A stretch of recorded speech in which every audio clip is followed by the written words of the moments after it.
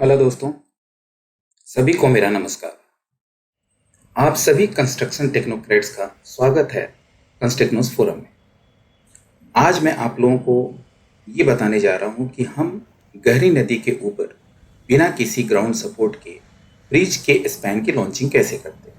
यूँ तो हम 3 तरीके से लॉन्चिंग कर सकते हैं, एक ग्राउंड सपोर्ट, दूसरा है पुश लॉन्चिंग, तीसरा है कैंटिलीवर मेथड।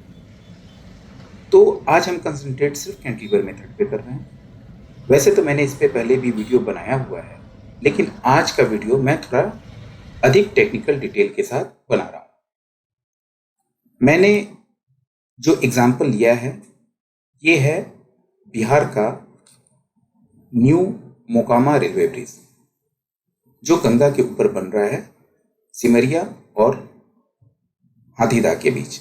तो चलिए चलते हैं इस लॉन्चिंग को देखने। यहाँ हम इस ब्रिज के 2 स्पैन को उदाहरण के तौर पे लेंगे, स्पैन P2 P3 और P3 P4। जो स्पैन P2 P3 है उसको ऐसे एंकर स्पैन लॉन्च किया गया है और P3 P4 को कैंटिलीवर मेथड से।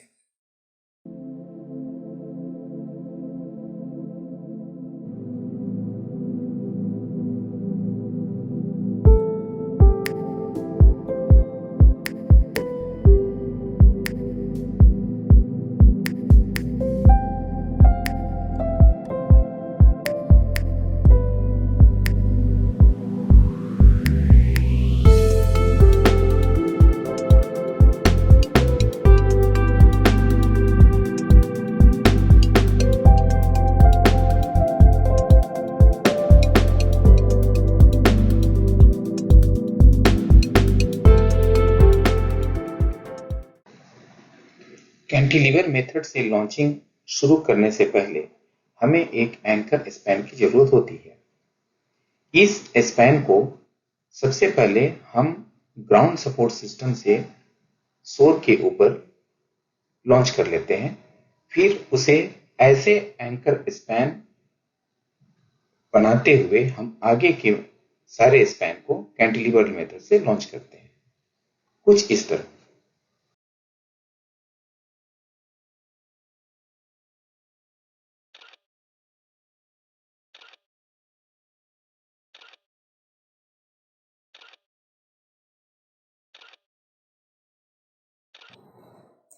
एंकर स्पैन तैयार हो जाने के बाद अब हम कैंटिलीवर स्पैन की तैयारी शुरू करते हैं। सबसे पहले हम बफर ब्लॉक लगाते हैं। बॉटम कॉर्ड के एंड में, जो एंकर स्पैन का बॉटम कॉर्ड है उसके एंड में सबसे पहले एक हम बफर ब्लॉक लगाते हैं। इस बफर ब्लॉक को फोर्जिंग की तकनीक से बनाया जाता है। राउंड शेप का यह बफर ब्लॉक 2 बेयरिंग प्लेट के बीच दबा होता है।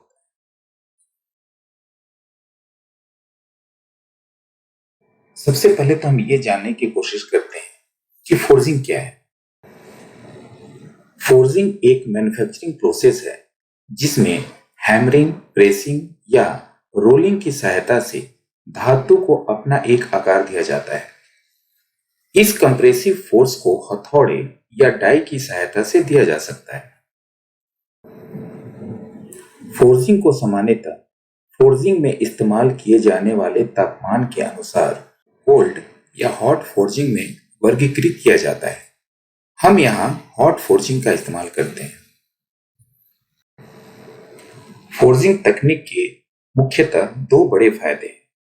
पहला, बिना किसी वेस्टेज या करीब न के बराबर वेस्टेज के साथ हम मनचाहा आकार अपने धातु को दे सकते हैं।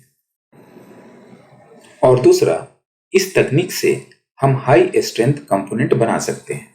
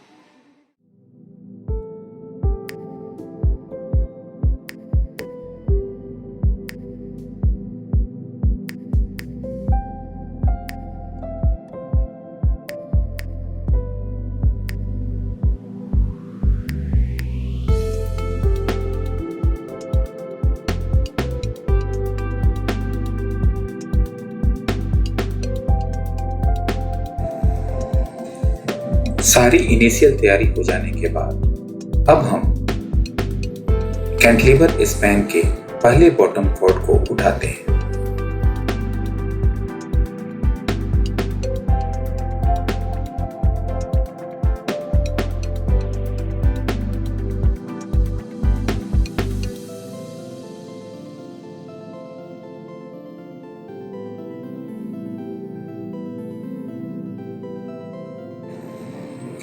अब इस बॉटम कॉर्ड को एंकर स्पैन के बॉटम कॉर्ड में लगे बेयरिंग प्लेट और बफर ब्लॉक के साथ मिलाकर दोनों को अलाइन करते हैं।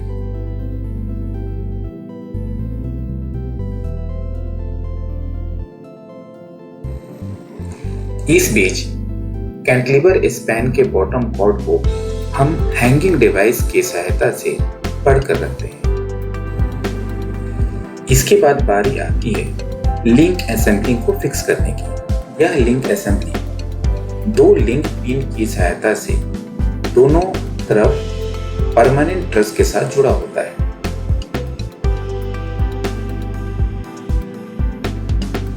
चलिए देखते हैं लिंक पिन को किस तरह से फिक्स करते हैं।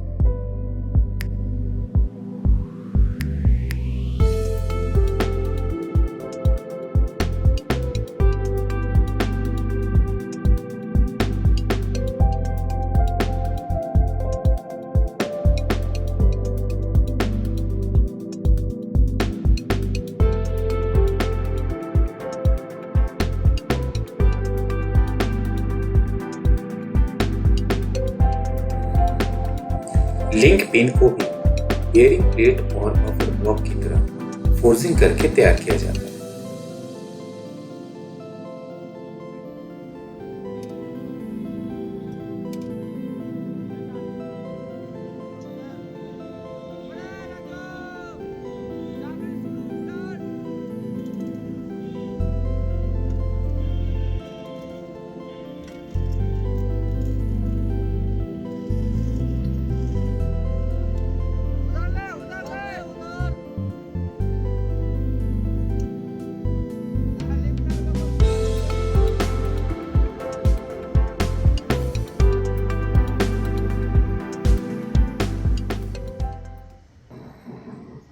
सबसे पहले लिंक मेंबर को क्रेन की सहायता से हैंग करके रखते हैं और फिर लिंक पिन को लिंक मेंबर में बने होल के साथ अलाइन करने के बाद उसे दूसरी तरफ से चेन पुली की सहायता से खींचते हैं।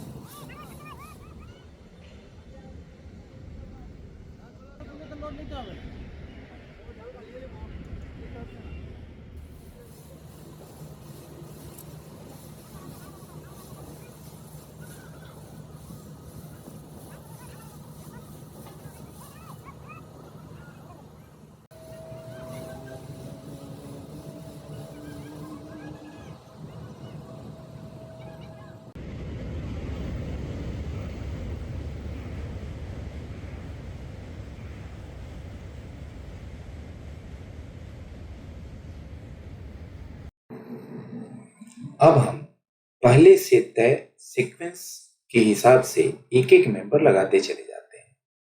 इस सीक्वेंस में इस बात का ध्यान रखा जाता है कि हम एक ट्रायंगुलर फॉर्म बनाते हुए आगे बढ़े, क्योंकि जैसा कि हम जानते हैं कि ट्रायंगल अपने आप में एक परफेक्ट फ्रेम होता है, अपने आप में एक बैलेंस फ्रेम होता है। तो इस सीरीज को मेंटेन करते हुए हम एक एक मेंबर जोड़ते हुए आगे बढ़ते चले जाते हैं।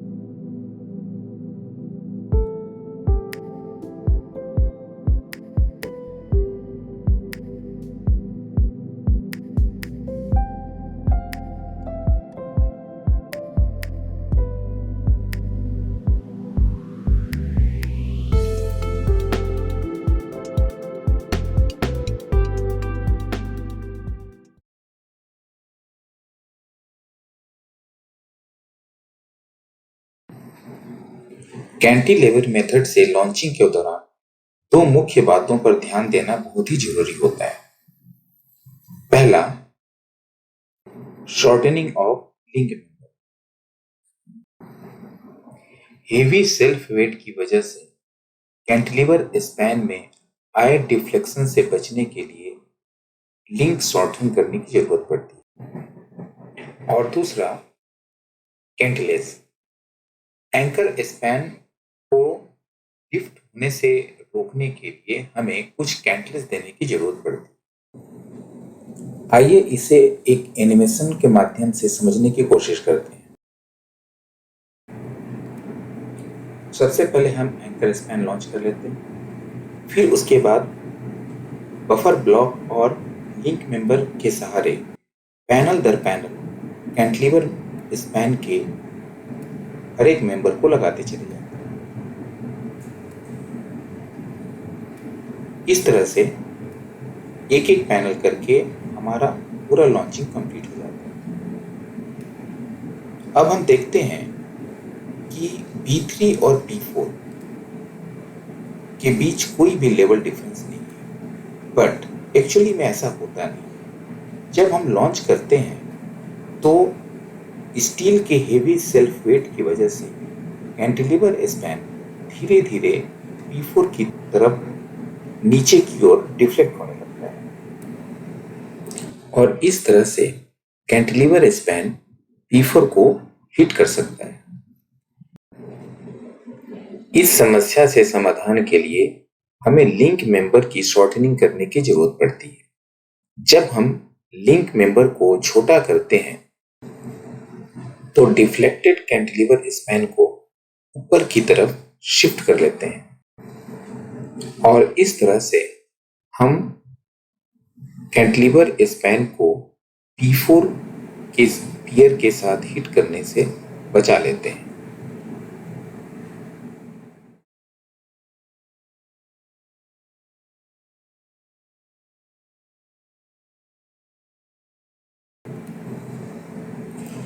आइए अब कैंटिलीवर लोड को समझने के लिए एक सिंपल एग्जांपल लेते हैं।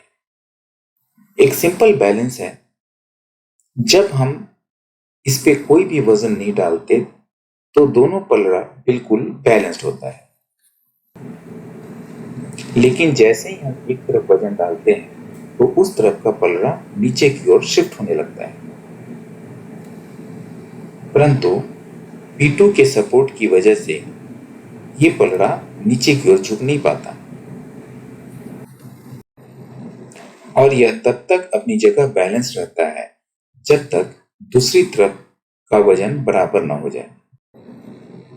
लेकिन जैसे ही दूसरी तरफ हम थोड़ा भी वजन की बढ़ोतरी करते हैं तो हमारा ये स्पैन दूसरी तरफ झुकने लगता है।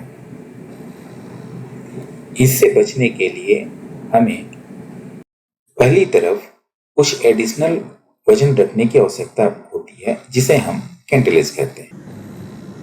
आइए अब इसे कैंटिलीवर लॉन्चिंग के भाषा में समझने की कोशिश करते हैं। हमारे एक स्पैन का वजन 1400 टन है और 1400 टन का यह पूरा वजन दोनों पियर पे बराबर बराबर बढ़ जाता है। लेकिन जैसे जैसे कैंटिलीवर स्पैन का लॉन्चिंग आगे बढ़ता जाता है, कैंटिलीवर स्पैन का वजन बढ़ता जाता है और इसका पूरा वजन P3 पे ट्रांसफर होता है और साथ ही P2 पे एंकर स्पैन का वजन ग्रेजुअली कम होने लगता है और फाइनली दोनों स्पैन का पूरा वजन यानी 1400 प्लस 1400 2800 टन सिर्फ P3 पे आ जाता है। इसका मतलब ये हुआ कि कैंटिलीवर स्पैन पे यदि किसी भी कारण से जरा भी वजन बढ़ता है तो P2 की तरफ एंकर स्पैन लिफ्ट होने लगेगा।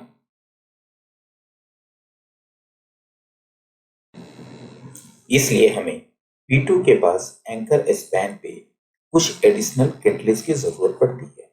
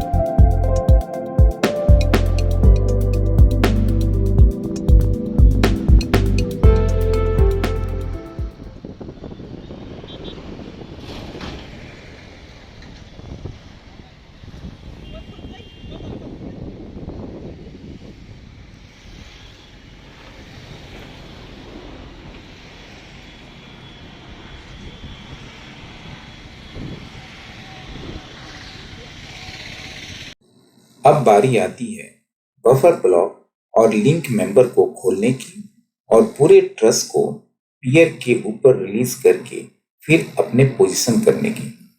इसे पोजीशन में लाने के लिए हम चारों कॉर्नर्स पे हेवी जैक का इस्तेमाल करते हैं।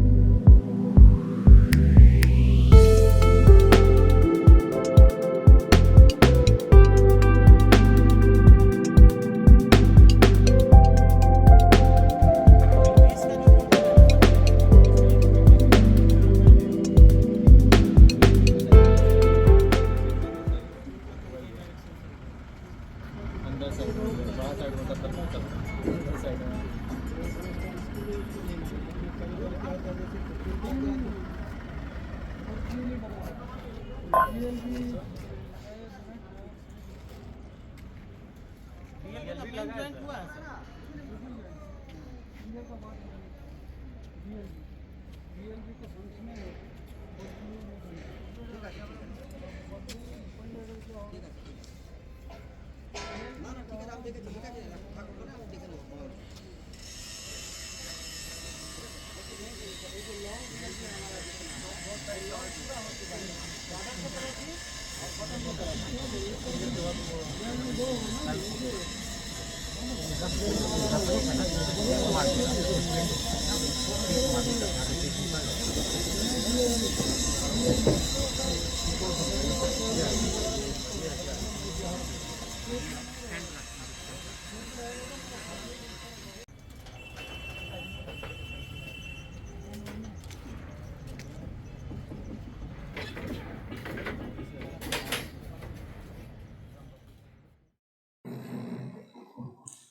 लिंक पिन और बफर ब्लॉक को खोलने के बाद और अगले स्पैन में फिर से इस्तेमाल करने से पहले हम इसकी प्रॉपर टेस्टिंग करते हैं।